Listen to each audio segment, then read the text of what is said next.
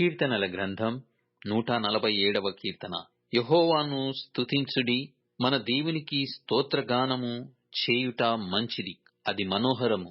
స్తోత్రము చేయుట ఒప్పిదము. యెహోవాయే యెరూషలేమును కట్టువాడు, చెదిరిన ఇశ్రాయేలీయులను పోగు చేయువాడు. గుండె చెదిరిన వారిని ఆయన బాగు చేయువాడు, వారి గాయములు కట్టువాడు. నక్షత్రముల సంఖ్యను ఆయన నియమించియున్నాడు, వాటికన్నిటికీ పేరులు పెట్టుచున్నాడు. మన ప్రభువు గొప్పవాడు, ఆయన అధిక శక్తి గలవాడు, ఆయన జ్ఞానమునకు మితిలేదు. యెహోవా దీనులను లేవనెత్తువాడు, భక్తిహీనులను ఆయన నేలను కూల్చును. కృతజ్ఞతాస్తుతులతో యెహోవాను కీర్తించుడి, సితారాతో మన దేవుని కీర్తించుడి.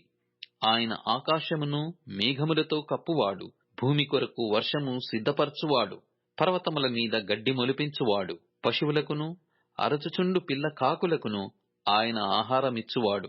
గుర్రముల బలమునందు ఆయన సంతోషించడు, నరుల కాలి సత్తువయందు ఆయన ఆనందించడు.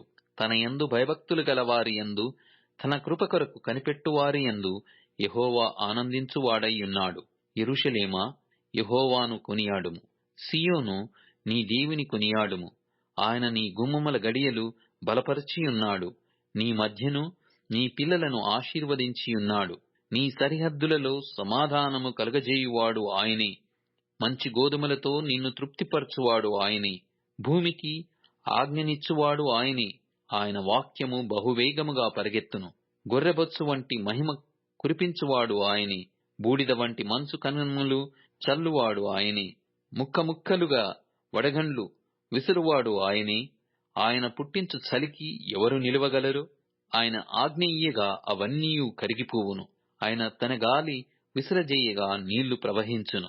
ఆయన తన వాక్యము యాకోబునకు తెలియజేసెను, తన కట్టడలను తన న్యాయ విధులను ఇశ్రాయేలీయునకు తెలియజేసెను. ఏ జనమునకు ఆయన ఇలాగూ చేసియుండలేదు, ఏ జనమునకు ఆయన ఇలాగూ చేసియుండలేదు. ఆయన న్యాయ విధులు వారికి తెలియకయే యున్నవి. యెహోవాను స్తుతించుడి.